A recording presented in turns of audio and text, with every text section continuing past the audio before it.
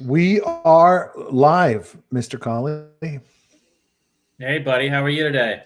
I am awesome today. Kids are scoring A's, um, and life is good. I'm a big fan of Well, it's always Adderall. no, I know. I mean, it's amazing in this society with these kids and devices constantly. They're just mimicking us, multitasking and stuff like that. But it just shows how predisposition or prepositioned so many people to get into these, attention deficit type scenarios. And with these kids, that kind of stuff can just be a miracle drug. Dude, I was so against drugs. Like, my child is never taking a psychoactive drug for issues, blah, blah, blah. I mean, if he'd been at the time, if he'd been like, severe or something, I would have. And I trust and love our pediatrician. And my son was like constantly not getting shit done, constantly, just screwing up. And he's a brilliant kid. And went to our pediatrician, who I love, who's always about the data. Everything's about the data. Guy's like 73 years old, and he knows all the latest studies, everything. And he looked at his score results. We did a test, and both of us, he was like over 90%. And he's like, oh, yeah, your son got the genetic lottery here on this one. So I'm going to give you Adderall. And I was like, he's like, look, it's just genetics. He needs it.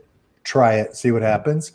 Kid went from this entire weekend, he spent his entire weekend working his ass off and studying for school. Like, had 3 tests yesterday, A's on all. I mean, it's an amazing drug if somebody has an issue. So anyway, I'm not sure how we got there to start off a DeFi discussion, but there's probably a lot of folks in this community that could use it. Yeah, I could probably use it. No, I mean, look, to me, those kind of traits that we, try to I guess dampen down a little bit. Those are the skills you need in the high-paying consulting jobs, investment banking jobs, entrepreneurial jobs. I mean, God, how many hats do you wear a day? I mean, oh my God, 500 plus. I mean, it's like it's insane when you think of the different roles you have to play across different clients, and then of course staying on top of all of this. That's the kind of stuff that you got. I mean, I was thinking about this last night. With kind of investing, trading, is that I always found for me that I have to wear different hats. Like, not so much these days, but I had my short-term hat on, which was just, doing 20 of them on a SEX and 20 different tokens. And then when I saw something spike 20%, sell it. Right. Roll it into the one that's down. And, right. And, no loyalty, no emotion, no nothing. Just, pure what's going on. Off of an event. And then, you move with this liquidity farming. Now, all of a sudden, you're really looking at more medium-term strategies to long-term strategies, but hedging away the near-term risk. So, to me, it gets to the point where, you have to sort of remind yourself what your goals are going in. Like I'm looking at it with Curve right now. So, everybody knows I talk about Curve all the time. So it's up over 5. I think I started at 90 cents and, I've gotten so much free Curve that I'm sure I'm down in like the 35-cent range is the cost to acquire. So you're like, what do you do? And, I still look at all the comps. They all make sense. I'm not in a short-term flip on this one. I think there's more rotation. So I have to constantly think about what I'm doing. And I think with ADHD or ADD, it's sort of the same thing in that,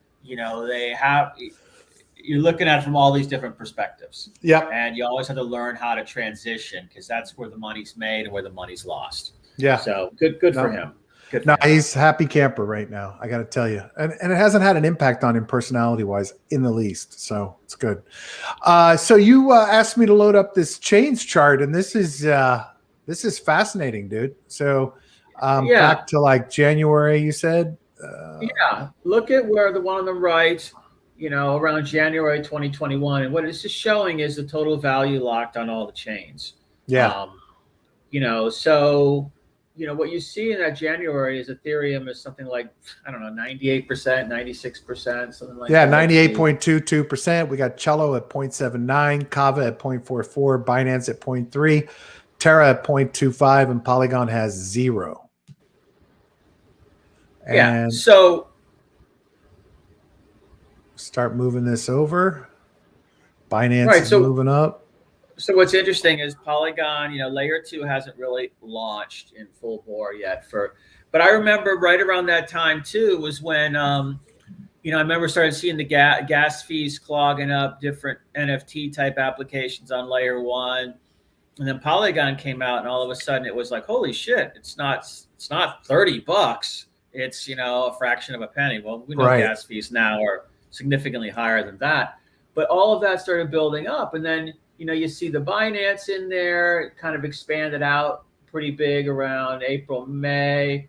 And then it starts giving up market share as you move to the right. And the new players coming out, it's Solana, it's Terra growing, it's Avalanche, it's Waves. I'm kind of looking at Waves these days too. Waves, they're really? Yeah, it's. They've been around for like a lifetime in friggin' DeFi. Yeah. I mean, they've been around for years.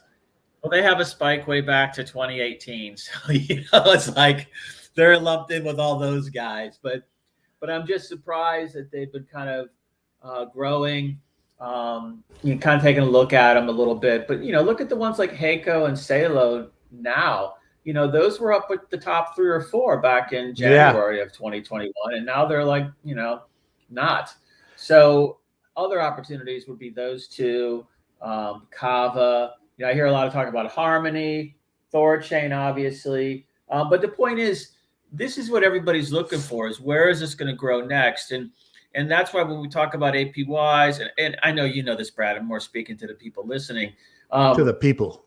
Yeah, I'm a man of the people and all that. But when the incentivization is there to get user adoption, just like, in .com days, Super Bowl ads and marketing, when there was five companies competing to ship 60-pound bags of dog food, you kind of know where that one's going to end. Uh-huh. Is that, it's like the change bank, Yeah. how are we going to beat you? Scale. Right. But, that was all VC money flooding those channels. The same thing's going on here. It's a different type of VC money, and it's using the money to get user adoption. And most of it is, what we'd call fintech, DeFi type, applications at this point. So, when we talk about, Solana, I think is a little hot again. Binance, I sort of stay away from just because, the regulatory hammer is just hanging there, ready to drop. And, they're trying their best to get compliant, whatever that means. And so I look at that being a little distracted. But Terra, I mean, God, that one's grown from like nothing to huge amounts, and it's all stable related. Yeah, and of course, Avalanche, Polygon, and Phantom, which is what I'd love to see is I'd love to see this chart. I'd love to be able to customize this chart, and so like exclude the top 10 and see the range, and exclude the top 5 and see the range, because I'd love to see the ones historically that have been moving up over the last 2 months. Just the next tier, right? Who's the one that's making the biggest move? Terra's moved really fast in the last couple of months. Avalanche, I've been spending a lot of time on Avalanche the last week. Tron's interesting. Where was Tron previously? And I hate Tron, but because I hate Justin. But I used to have a ton of that back in 2018. Sort of came out of nowhere in this cycle for me. I had a bunch of BTT too, but if you haven't sold a 10x on BTT, I don't know what you're doing, because it's like, there's so many opportunities over there. But does it mean anything long term? I don't know. Yeah. But Tron, the same thing. And I remember looking at them 3 years ago, and everybody was doing the roll the dice app, but they were claiming, a bazillion transactions, and it's kind of like, how many people can do the roll the dice app? Yeah. So to me, I kind of think if I'm looking at the second 10 on this list, I'm really curious about Heiko and Salo. And I hear a lot about Osmos. OKX chain is interesting. Harmony, I hear a lot about. Thorchain, a little bit about. So I guess I'd be curious about, let's look at the multiples. I thought Thunder would be higher, but it's not, because I just keep seeing, it just must be the people I follow that are talking about Thunder. Yeah. What's interesting is that I'm a bit shocked at Polygon's piece? I'm really big or shocked. small, big or small. Yeah, I was. This is where we get into that discussion about one of the things I think Phantom just passed Polygon in the last couple of days with total value lock. Yeah. And so, but I started looking at Polygon. I don't see an exodus of capital from Polygon. So right. I see still, Oh, so the TVL is maintained. It's just not growing as fast as, say, on Phantom or Avalanche. And the percent share. Let's see here. Do they have a yeah, time? I mean, Aave pops up on Avalanche a couple of days ago, and all of a sudden, or I don't know, a few days ago, week, and pops up 4 billion in total value lock in a matter of days. So how the hell does Polygon go from 10.54 billion on June 15th to 6.3 billion on June 18th? Who the hell put $4 billion in TVL in a Polygon network and then took it out 2 days later? It sounds to me like it was somebody who said in June. So Billions. Polygon, remember when the market started fading in May? Polygon was holding strong during that first initial contraction, because I remember Polygon going up to maybe 240 or 250 or something like that, or over 2. And I was always like, oh, wow, okay, pleasantly surprised. And then it started coming down in June when I was on vacation. So maybe it was someone who was, margined or something and had to get out of a position. But it sounds pretty crazy to me. But, again, at that point, not a lot going on Phantom or Avalanche. I mean, it was happening, but nobody was really there. A lot of people were talking about Elk back then and Beefy and groups like that I think, Ohm kind of took up all that kind of offering, and Ohm kind of, investment graded it basically in a way that this others I don't think could. What's interesting is I wonder how much gets lost because let's say you're in Sushi. I mean, look how many Sushi's the dominator of all chains, right? They have the most chains down here in this list. If you're already on Sushi and then Sushi launches on Phantom and you've been frustrated with transactions being slow on Polygon, well, maybe you just say, well, screw it. I'll just hop over here because I love Sushi. I mean, I'd love to see if there's data on, Sushi users that made that transition. It would be hard to extrapolate, but could be interesting. Well, I'm sure somebody should, one of these on-chain analysis types or AIs, wallet watchers and all of that, somebody's got to be paying attention to that. Because I just noticed, I was just looking at Aave on Avalanche, and, I haven't been able to find a good Polygon to Avalanche bridge. But what I do is I go Polygon to Phantom to Avalanche, and it's like a minute, and it costs nothing. So I haven't worked too hard to find a direct link. But, when I saw all the Avalanche action, all the Aave action on Avalanche, because, I'm in Geist on Phantom where there is no Aave, and that's kind of the Aave clone. Right. So I'm watching that. When is Aave going to show up at Phantom, basically? So, or are they? Or are they going to buy it? What, we don't talk a lot about M&A, but I have a lot of experience in that. And I just think there's a big wave of consolidation coming, however you would do that. Kind of like the curve wars we talk about with, Yearn and MakerDAO and now Convex, fighting it out for the governance tokens for Curve. To control the protocol. So, there is activity like that going on. And so with Aave and Geist, I'm thinking it's a possibility. They look really similar, but at the same time, maybe there's a reason that they're not going yet. I don't know. But what I'm getting at is that whereas you can borrow, let's say, USDT for some, 15% on maybe Aave Polygon, let's say, and maybe it's 7% on Phantom, and maybe it's 2% on Avalanche. So what I think is going to happen next is, just like we talk about all this finding the best yield, finding the best this, that there's arbitrage opportunities right there because of speed amongst those three platforms, but where you could essentially be borrowing at the lowest rate on one Aave, Aave Avalanche, and depositing it at the highest yield one, maybe it's Aave Polygon, Right. and capturing that delta of 5 or 6 points plus the rewards. So right now the rewards are super high on Aave Avalanche. So you get those in, I believe, AVAX token.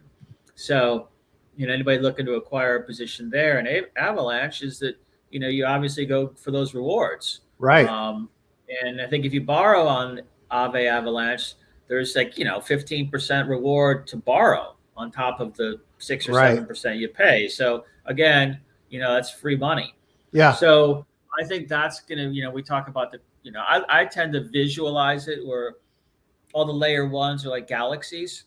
If we think of a universe visualization, and I'm still seeing them all kind of parallel to each other. Yeah, or horizontal. I agree. Below it, these different protocols, Aave one that, as you say, loops over into these other chains. What I'm curious about too is, say, Ethereum. So you see Ethereum at the top of the list with 163 billion in TVL. Does that count like all the the protocol? Let's say that's all value? layer one. Yeah. So, but is like Polygon and their 4.7 billion included in Ethereum? No, because it would be showing up here in this list. Okay, these are all just protocols that have like Sushi Swap, Aave, and that kind of stuff. Yeah, I was on the chain page. Sorry. How about back to protocols? Yeah. So look at the Curve and Aave ones. I mean, they're Curve's been making a move, obviously, but look, that's covering Phantom, Arbitrum, Poly, XDAI, which we have to talk more about that one too. Ethereum, what is that? Harmony and Avalanche. So when I look at like 3 through 7, those are all Ethereum only. MakerDAO, WBTC, whatever, Convex, Instadap, don't know it. Compound tend to like, and then Lido. So when those start moving over, those look to me to be kind of interesting. Those all bore the shit out of me. Yeah, no, but I mean, I'm sorry. I know that's just cavalier. They're all critical and important, but I'm at heart a degen, I guess. Well, yeah, I know you. Well, we all like it, but we just can't crap out anymore. Basically, we're not 22. But my point is just that I know boring is shit, but look, they're all coming over to the other chains. Yeah, absolutely. So that's where you're going to see more of these ARB opportunities, where Compound, Ethereum, all of a sudden, are they going to go to Polygon next, or are these guys all going to roll the Phantom and Avalanche and Solana? See, if I was one of these secondary chains, if I was Phantom, Harmony, I would go after recruiting Pancake Swap brand, right? If I've got EVM compatibility, because look at this, Pancake Swap is still only on Binance, 5.86 billion TVL, and probably has the largest count of users of any of these, because all of the small retail traders are on there. I would be recruiting the shit out of Pancake Swap, because you get Pancake Swap on your chain, you're going to probably load up $500 million to $1 billion like that, like in no time, because those users will go check it out. They will go try it. And once they see, and that's the other thing, Phantom, Avalanche, those fees are all significantly cheaper than Binance BSC fees, right? BSC, you're paying, $1, $1, $2, $3 for a transaction. You come over to Avalanche or Phantom, you're paying a fraction of a penny. And I would be hardcore. If I were these guys, I would be recruiting the shit out of Pancake Swap. Well, look, you got almost 6 billion in TVL there. And the ratio's pretty good, 0.79. I mean, that's kind of high compared to Aave and Curve, but still, I mean, it's not bad. Up 13% this week. Yeah. Can we sort this way? Who's growing? What the fuck is Calibri? 2,293%. Oh, they only have 30 million TVL. I need a filter, guys. I need a filter. Yeah, it's good old-fashioned analysis, brain analysis. Yeah. Huckleberry's been talked about a lot. Huckleberry? Where the hell's Huckleberry? Number 14 on this list that you're on. I think you're on protocols. Yeah, I clicked through to it. 14 million TVL. It's a DEX. Yeah, over on Moon River, I think. Is that it? Yeah, Is that Moon River looks. Yeah. Is this ETH too? Moon River is like its own thing and own chain, and people have been talking about it again or lately. Um, and Solar Beam is on Moon River as one that can go. It's moved from like 100 and something to like 400 in the last week or so. All right, kind of standard. What are we? Oh, it's Polygon. Is it? Well, that's the first. That's the first network they want me to connect with. Maybe they have Maybe they're multiple chains. Yeah, I haven't really had a chance to dig in. It was just sort of water cooler talk I was hearing. Because right now what I'm looking at is sort of. Come on, projects! Please just put a fucking about on your website. I mean, seriously, how hard is this? Why do I have to go to Medium to figure out what the fuck you're doing? It just drives me nuts. Sorry. Yeah, I know. You pump up the volume, bitches. Let's go. It's like, come on, just fucking. I mean, how hard is it to say this is what we are and this is what we do, right? I mean, so user comes in here and goes, oh, okay, I connected to Polygon. Now what? Okay, I got to click through here, try to figure out what's going on. A buddy of mine sent me this link to this project the other day. He talked a lot about this. It's like an NFT, funky, cool, staking, kind of cool project. But you come to their website. My buddy Corey, Uplift World Metaverse. Yeah, I couldn't figure that out either. Yeah. So he sends me to EggChain. I'm looking at this. I'm like, okay, if I land on this website, what is this? My chick inventory. What? Stop and explain this shit to people. How many people are you losing because they come here and go, now what? Yeah. Well, we talk a lot about the user interfaces and drives me nuts. I mean, I think that's probably a portfolio of chick-related NFTs, maybe. Maybe. This looks very much like it should be on Moon River. Every one of their rivers is a river. Yeah, I mean, everybody's looking. Everybody's looking for the next chain. Yep. So Moon River has some kind of other angles to it with Ohm and Inverse Finance and Strong and those ones as well. I don't know what it is, but it's worth looking at. But then I kind of go, why would I move money out of Phantom or Avalanche to Moon River? And right. The point is I wouldn't. No, they need it. I'm kind of every chain needs a compelling application to come on board, right? To drive interest in. Well, it's interesting because I remember when I was in Washington D.C. area when .com stuff all cratered and that spiral, and I remember that all this fiber had been pulled. I mean, they were pulling up Wisconsin Avenue constantly to Quest and Global Crossing and another 8 or 9 companies. And so when all that happened, everybody was kind of like, well, what the hell do we do with all this fiber? It was like 0.5% of it being used. Of course, it was pre-YouTube and FaceTime and all that shit. So that quickly got gobbled up. But there was talk about that maybe the internet was just going to be a big life sciences platform at that point. There was some commentary in the post. So it was going to specialize because it was Human Genome Seek. Remember, I was involved in those projects back then. And so it was all about, to me, the epiphany was all the data that was in DNA and what you could do with it. It's always been an interest area of mine. So they talked about the internet maybe being a big biological data platform. Well, of course, it became so many other things that, nobody anticipated or thought about unless, they watched Jetsons and decided that, hey, yeah. But my point is maybe this is what happens with all of these layer ones, that they specialize in certain areas. Yeah, that makes sense. Have them all hit a niche. Yeah, like remember we were talking about like the E&Y guys and the IBM guys, like the IBM guys, I know they're doing this global identity.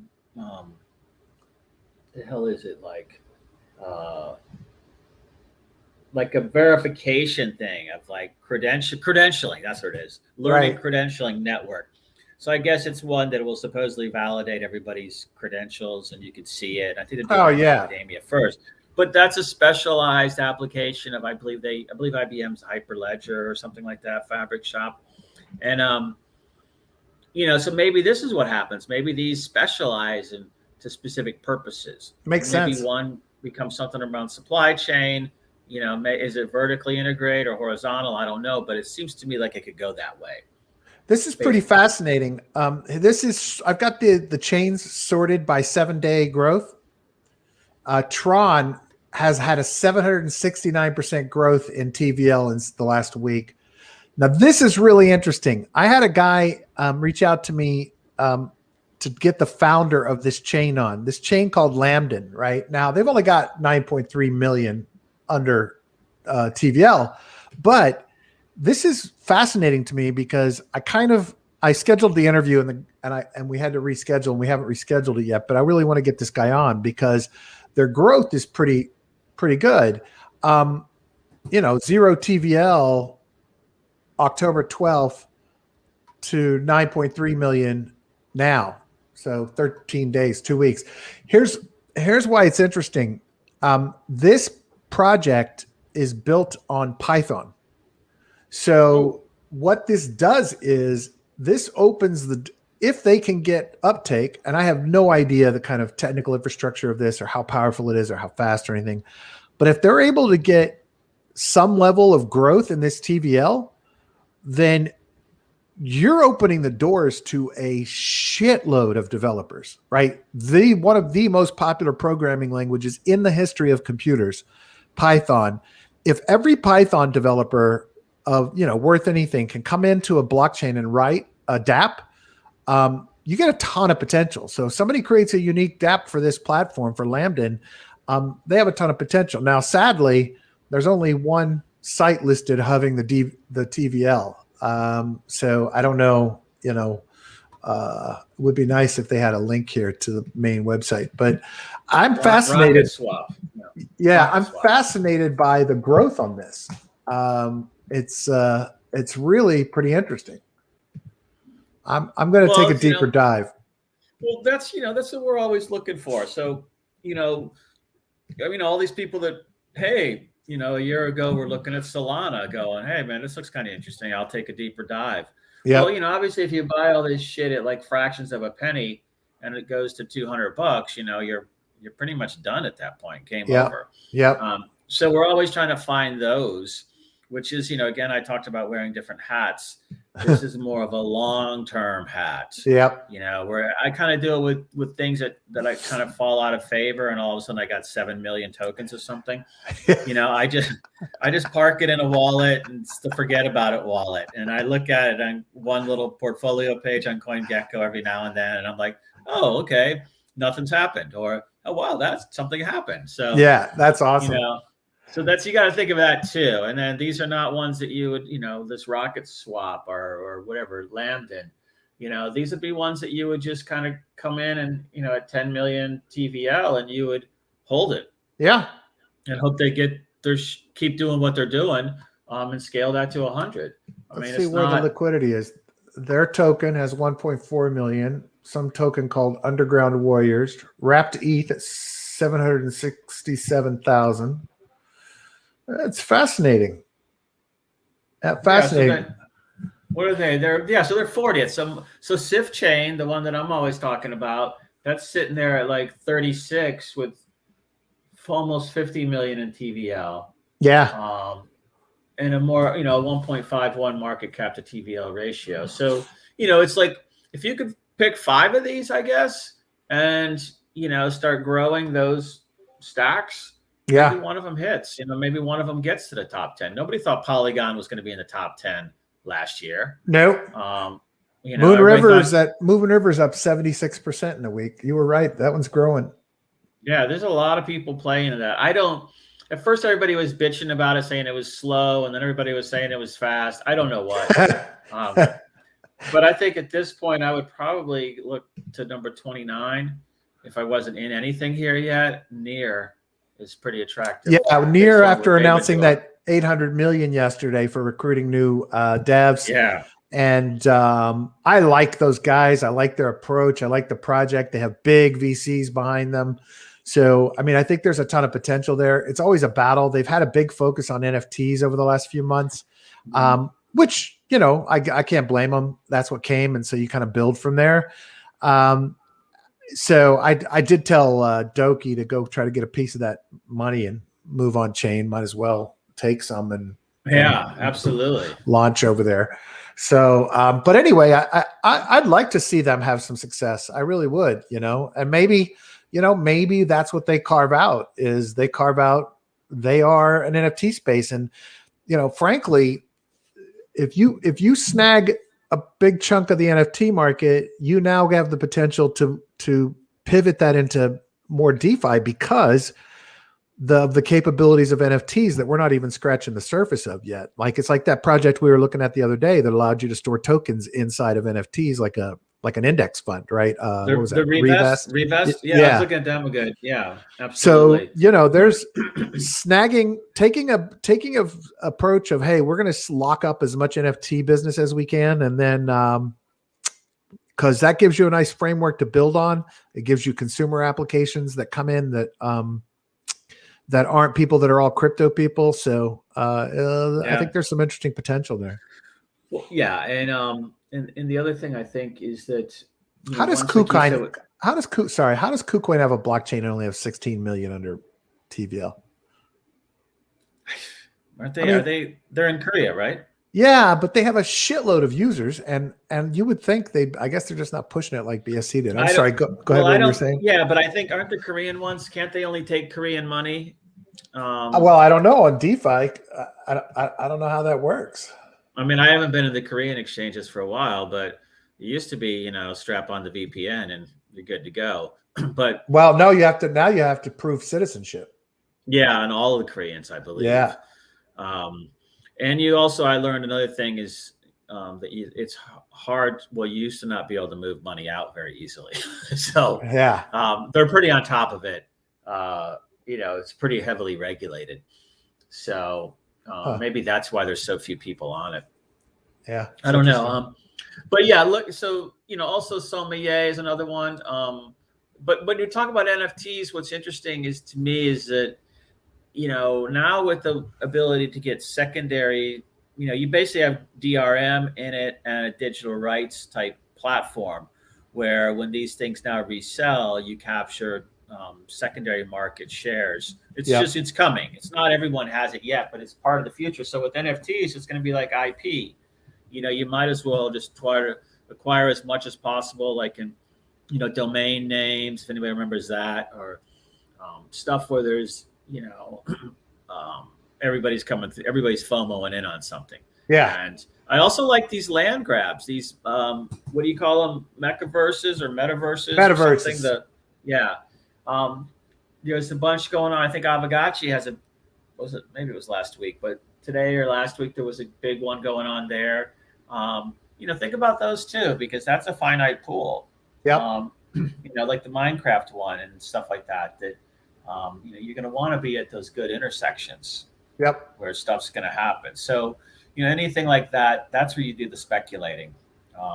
Did I ever tell you the story about, you know, this friend of mine, they're from Dallas, and the grandfather back in like the 1890s or something like that bought up a shitload of downtown Dallas for like nothing. I think he had like 13 acres or something like that. Well, he held it forever and, you know, used it as parking lots and things until eventually he sold it. You know, this is probably 20, 30 years ago. But, you know, for some number of like, you know, 4 billion, 2.7 billion, just some, you know, insane number for a bunch of what was, you know, scrub brush land, basically. Right. There was nothing there. You're kind of doing the same thing with these digital land sales, these chains, et cetera. You're trying to get there before everybody else does. Yeah. And obviously the market's going to change to determine who's the competitive winner and loser. But right now we don't know that. So you have to just kind of go, you know, stake some stuff somewhere. Just like when auto companies came out and there was, I don't know, I think 2,000 in Detroit and 2,000 in Chicago. And, you know, now there's none in Chicago and there's maybe 2 or 3 in Detroit. Or railroads or mines, you know, anything like that where there's, you know, 10,000 railroad stocks listed on the New York Stock Exchange at one point. How many are there now? You know, I'm pretty sure single digits, you know, so if that's that long. Yep. Yep. Where, we don't really like to play it that long because, I'm not going to see it in 100 years, basically. But that's the way to think about it. So you have to kind of move those hats around. Yep. When you're thinking about what you're doing. So one more interesting note. I noticed, you know it better than anybody, but yeah, I noticed when I first loaded up that chart on the back on the main list that there was DeFi chain in there back in January, and I looked, and it's got like 68 million TVL back in January, and it's up at 828 million. And so went to take a look at it, and it turns out DeFi chain is another Bitcoin based DeFi ecosystem.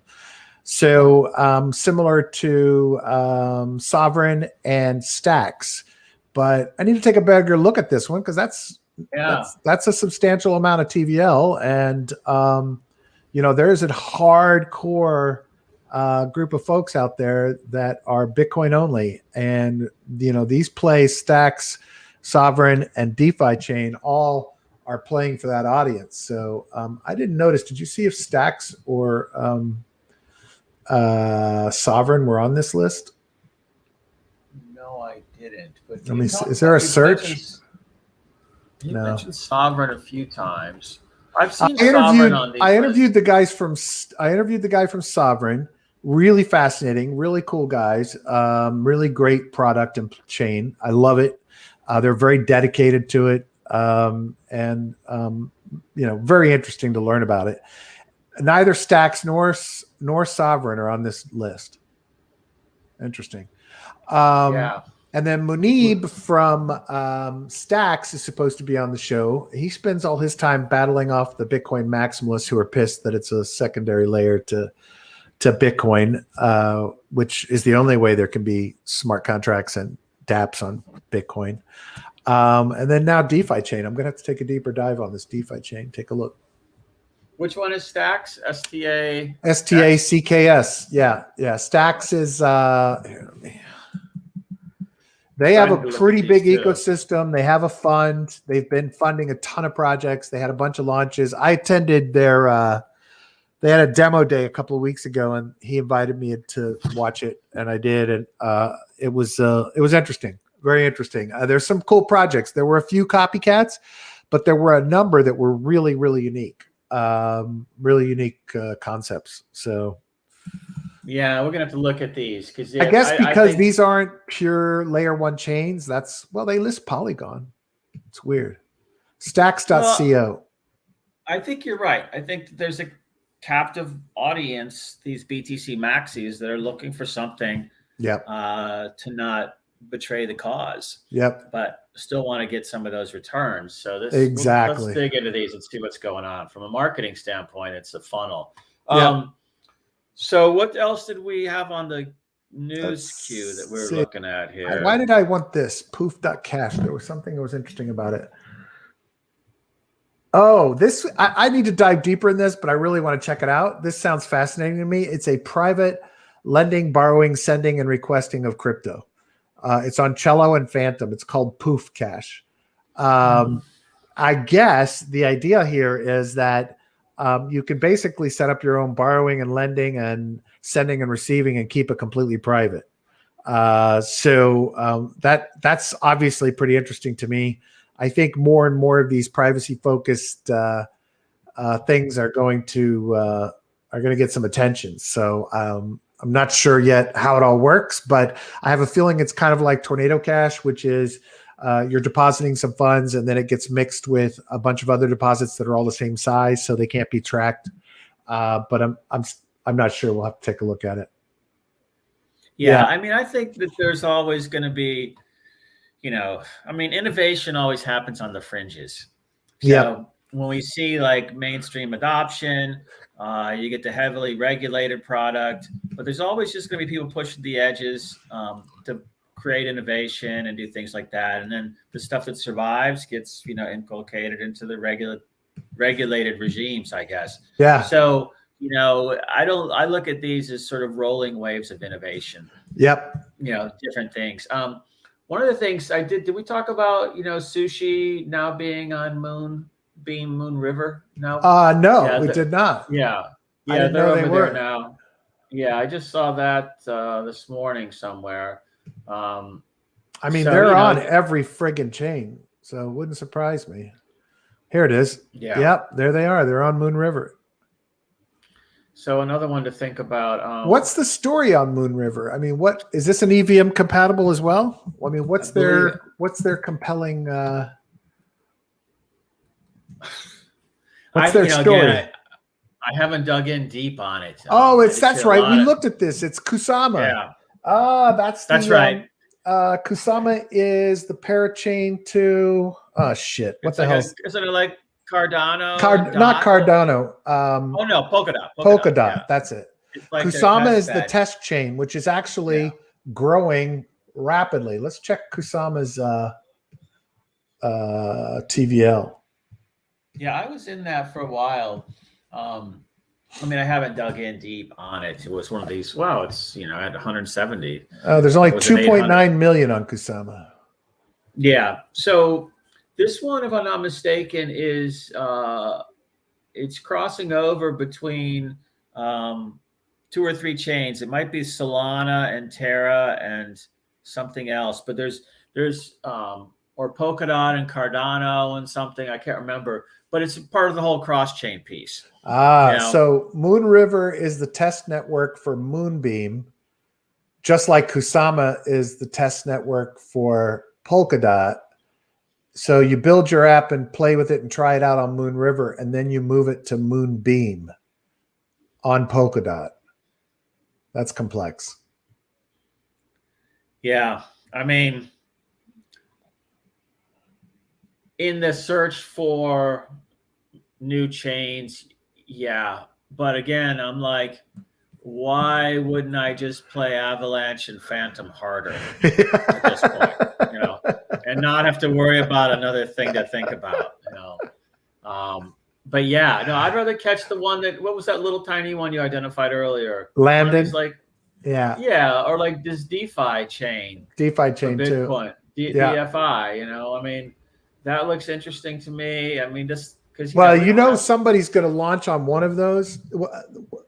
What'll be key to starting it is launching some degen, massive APY to get people to go, oh shit, let me go get some of that, right? And then you get them on the chain. Yeah, I mean, I was thinking about who would be it would have to be somebody like the Aves, the Sushi Swaps, those types, I guess. Well, you can have the big ones, and they'll bring people over, but you can also get the somebody who just does a full on like, let me just launch some token at some stupid meme 400,000% yield, thing that everybody goes, well, I'll go do that for 3 hours, and then they're on the chain, right? Yeah. Giving away money, making exactly. Well, look, I mean, at the end of the day, that's in blockchain. That seems to be the key way to get people to actually try you out. Well, I mean, you can't. It's just like, I opened up Telegram today, and it's like friggin' 6,000 messages to go through, and I just look at the ones I'm like, well, I guess I should read this channel. The rest I just push to the end and go, I'll catch that one tomorrow. You can't get through it all. So I guess my point is that the only way you can cut through the marketing clutter is to give high rewards. Yeah. Because then, trust me, they'll find you. Yeah. You don't have to find them. Absolutely. So that's kind of the way marketing happens in this world. Now, look, a couple of things on pools real quick. The Mona USDT pool on Quick Swaps is still holding at 98,000%. Guard is down to 152. The Erewhon, which is the one that I like, SIF chain with Cosmos or Atom, that's still hanging at 511%. But there's a lot of higher ones. I'm just there because I have those. Right. Yamp Quick is at 10 million%. Mooned Quick is at 9.8 million. Para CIOTX. I saw that somewhere today. CO what? CIOTX. CIOTX. CIOTX. What the hell is that?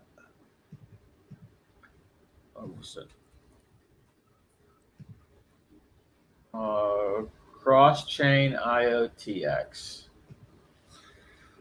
What is that? Let's see. It looks like. Okay, we got a chart that looks like it launched about a month ago. Hasn't done much. It's on QuickSwap and Nemo. Cross-chain tokens is a wrap token that can be bridged to any network via IOTube, whatever that is. Okay, so it's a bridge. This is the app IOTube. Yeah. So, again, 4 chains. One what to chains look at.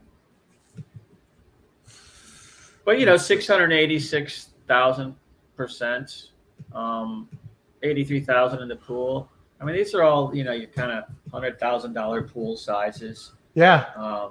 I see a couple other ones in here. PBR paired with USDT Polka Bridge at 2,000% APY, I guess. So there's stuff to QuickSwap. It's always kind of go-to, guys. They're only on Polygon. Yeah. So you can find some interesting stuff there. I also saw on Define. Define, I saw some decent stuff today, which was portfolio Define pools. I always go to Sushi Swap just to look at that Klima price, which is around 3,000 in case anybody's interested in. Okay, so like I said, I peeled a little bit off of the Curve pool just because I was just the impermanent loss thing. Curve was just moving too fast, and I have so much to find. Yeah, that I kind of peeled some of it off, but I haven't sold it, just holding. But as soon as I did that, the APY went from 150 to 259% again. So shit, it's giving me double what I was getting before I peeled half off. So it's still getting me the same amount of rewards. Matrix, I still like, just the whole multi-chain thing. But the ones I like in here really is the Link pool at 144%, the Aave pool at 156%, the Uni pool. Those are all good pools to be in. Yeah. Just for, buying them, if you're going to take a position, buy it, pair it with Define and pool it and get that yield. But importantly too, I like the dual farms. And over there on Define, I'm playing still in the router Define, waiting on that protocol to launch. But the PBR, the Polka Bridge and Define, that's at almost 500%. So, these are nice. Big rewards of PBR. And if you think that's going anywhere, this is a good pool to be in. Yeah, if you like that, that's a good one.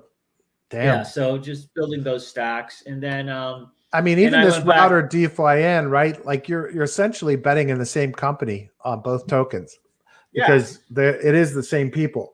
So you're essentially saying, you know what? I think their vision is good. I believe in cross-chain. I know they moved on to Phantom yesterday. They launched on Phantom yesterday. And my experience with them has been interacting with them directly has been much like my experience interacting with the guys at Polygon. Highly professional, buttoned up, hardcore engineers. I'm just really impressed. So I think there's a lot to bet on in those two groups. Could they fail? Well, yes. Yeah, but also like you said with Define, I kind of look at router protocols probably going to be like, say, Cosmos is or Atom is in a way, out there in the middle of it all. Yeah. And Define will be like that cross-chain, DEX, cross-chain liquidity farming, all of that piece too. So, this has real potential to do something big. I'm ready for it to do something big. But, I like this, everybody knows that I like Define and I like router, but to me, I want Define to go huge. That's Definitely. where I have most of it. So, yep. And then I did jump back on the Crystal Finance one. I jumped back into the Yazuki Matic pool just because it was giving me like $100 a day before, and I pulled out just because I was getting nervous, and I just wanted to chalk up the win. But now I'm kind of back in doing the same thing, getting crystal, putting it in the auto compounding pool. I was going to do that for a week, and I think, I should be able to pull down $500 or $600 in that week and use that to buy some Avalanche. Yeah. Just because that was all sitting in my wallet, dead money, nothing was happening to it. So I figured, why not start earning something again? So I jumped back into there for the near term, and then on Phantom, I'm doing the Geist thing. It's going up and down, but again, it's spinning out like $100 a day. On that, what is it, 1,800% APR? So to me, you liquidity farm, Phantom and Geist, and you stake those LP. You do that on Spooky Swap. Stake those LP tokens on Geist, and you'll be amazed how much is churning out of that. Nice. So, again, my theory with that one is, I want one where I have a couple thousand tokens that all of a sudden is worth $200 a piece, versus having a couple hundred, that's worth something. That's the trick. That's the long-term thing we're all trying to find. Yep. So there, and then of course on Avalanche, I'm doing the time thing. Yeah. Me too. Nothing big there yet, but I'm over $1,000 in that. So, I'm just gonna keep adding to it and try to get to where I have, decent chunk and see how far it'll go. Yep. Again, I've still got that staking. I've got the WMMO staking in Morpheus still. So in that pool. So that's earning, like I said, a little extra every day, but the token, I guess, is up to like $90,000 something each for Memo, because it's extrapolated from the rebase of time, right? So when the rebase alters in time, it just extrapolates that value out from the price of time. So I'm still staking that on Morpheus. I'm still in SmartCoin. Still way Tell up. us how that's going. It's going well. Last night it was going lovely. This morning it's not so great. So we've dropped from we were at like 11, 12 cents last night to about 7 cents today each. But I'm also printing on all day yesterday was like 25,000% because they had a double on the TVL, and then some people exited, and so it dropped down. But I'm what did I put, $2,700 in there? I'm at like $6,000 in value, after a few days of staking that shit. And I staked some more. I put some new money in yesterday to stake the smart I had, but I'm not putting anything else in.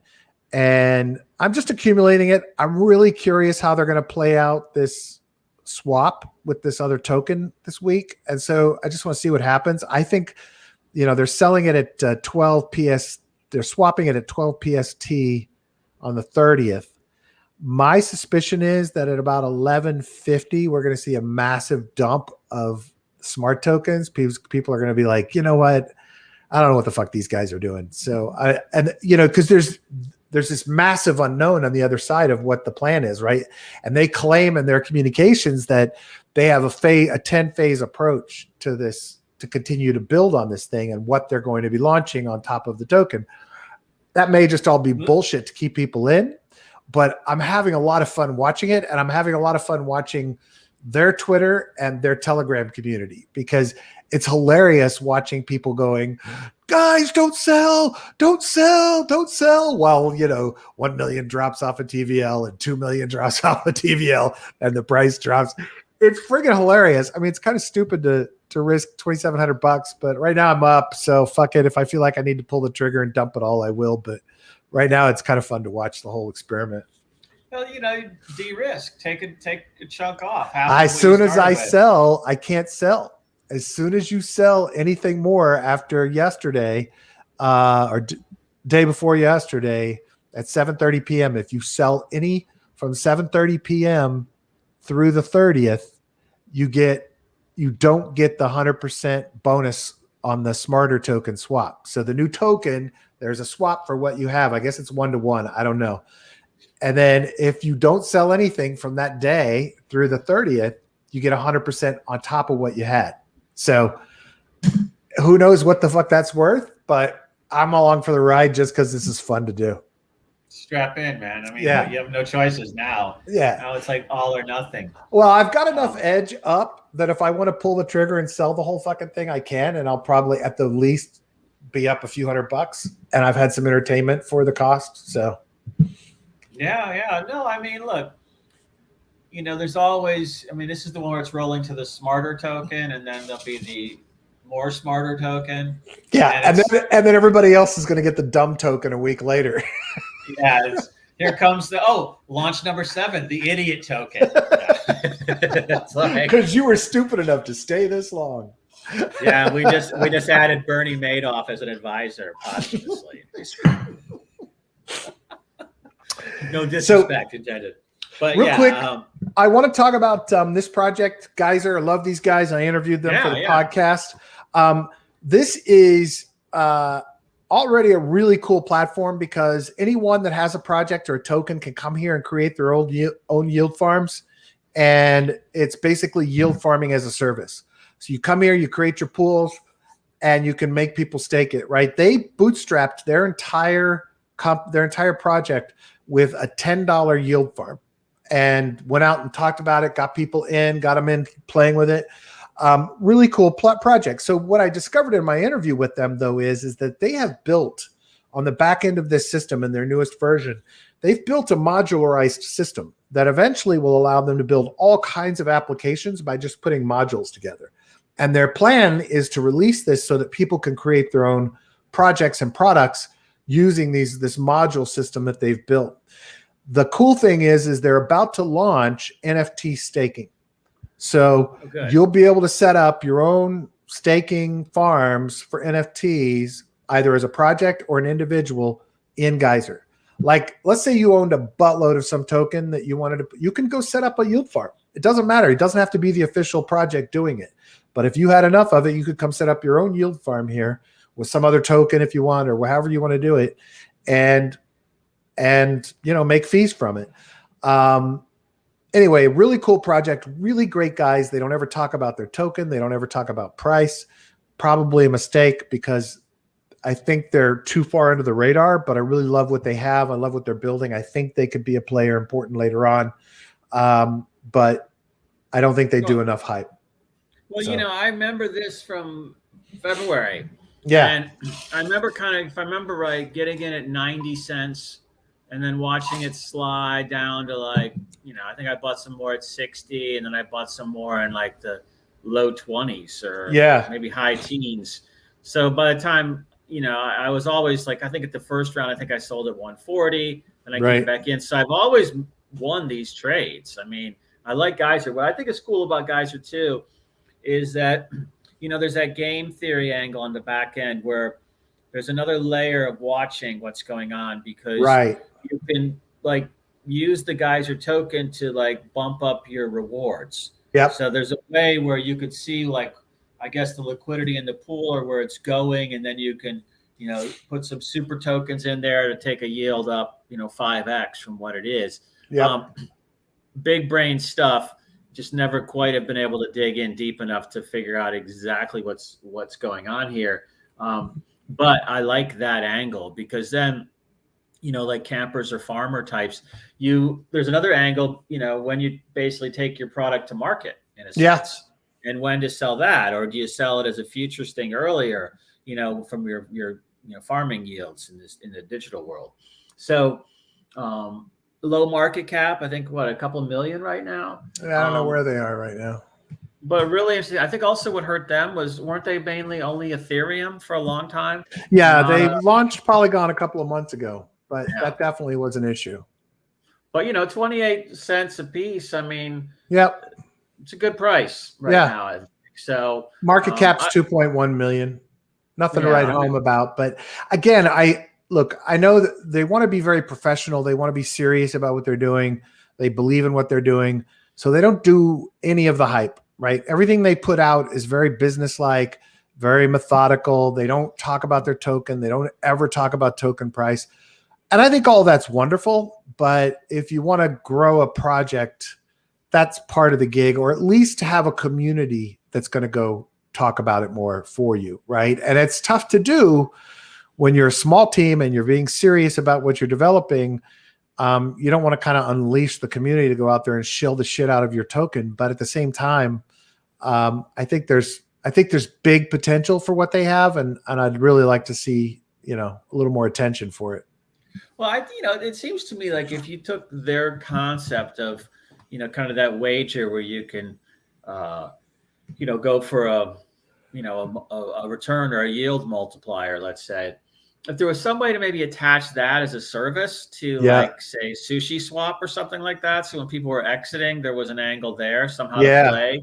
To me, that's what they need, is something like that, or even like your, one of the NFT groups like Revest, where we're just talking about that, where you could come in and, create these NFTs out of tokens. But what if you somehow attached some kind of a geyser application to where, it somehow gave you more return on the exit from that NFT of something. Yeah. Maybe it's that's one of the things I want Doki to do, is like, imagine if they just had a direct connection straight to Geyser when you got your token, when you got your NFTs out of the machine, right? Boom, you go straight into staking if you choose it.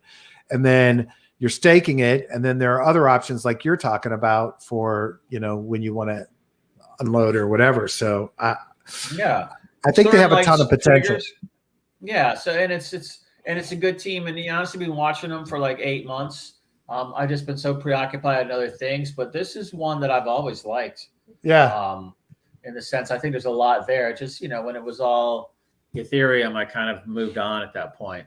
But yeah, anything like this, I mean, I guess what I always use another analog is, I was at birthday dinner last weekend in DC, and, we were joking about, some Super Bowl where, we were, calling in bets to some bookie in Detroit or something like that was some relative of a family member. And you could, actually bet the quarters or bet the first downs and stuff like that. And I'm like thinking, shit, that's all over these like all those gambling apps that are out there, all do that real time. Yeah. And even like, the sports leagues have their own gambling affiliations too.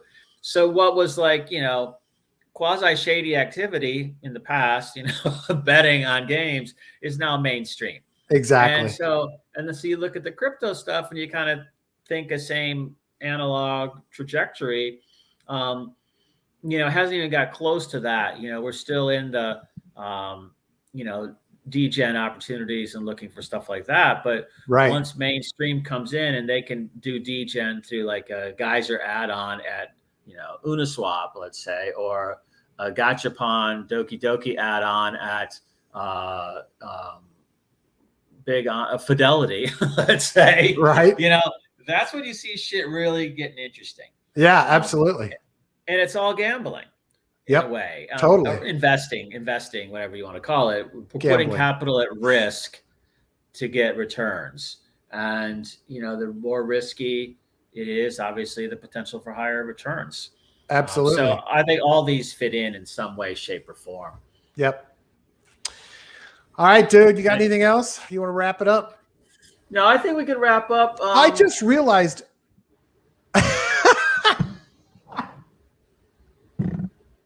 I haven't been sharing screen the entire show.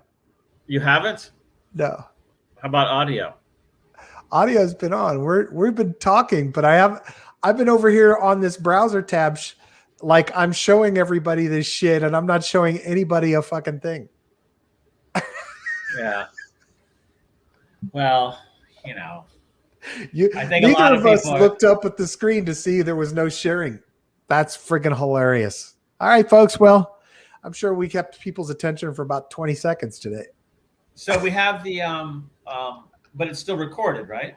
No, because I didn't look down below. There's no shared screen down there. Yeah. Oh well. Because we did some brilliant analysis on those charts that nobody can see. Yeah. Hey, everyone, you can DM Brad next time that happens. Yeah, somebody send me a fucking message. Tell him to get his shit together. Maybe we had nobody watching today. I don't know. We'll probably find out we had more people listening than ever. Exactly. Well, the good news is it'll work for the podcast. All right. So, do we have somebody coming on tomorrow? Oh yeah, we got calculator guy tomorrow, Steven. Yeah, Good. yeah, that'll be fun. That'll be fun. I got to send in the link. I'm glad you said that. Yeah, ask him what's the best calculator for SAT students these days. So. No, it's not. No, I know, just kidding. I was like, my daughter's doing the SAT prep, and so I was like, bring your calculator that works best for you. And I'm like, people still use calculators?